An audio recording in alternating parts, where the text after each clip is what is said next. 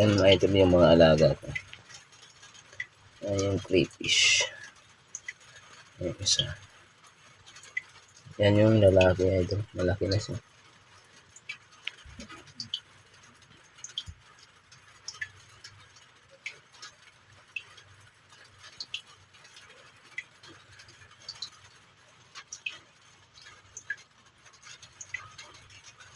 Lumalabas sila pag gabi.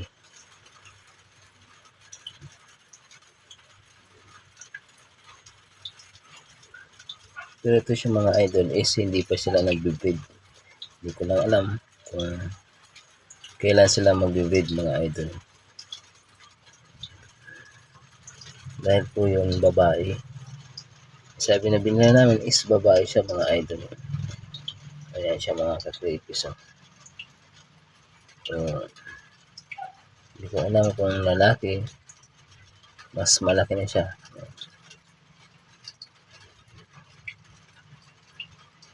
Siguro mayroon siyang itlog na. Ayan. Kasi medyo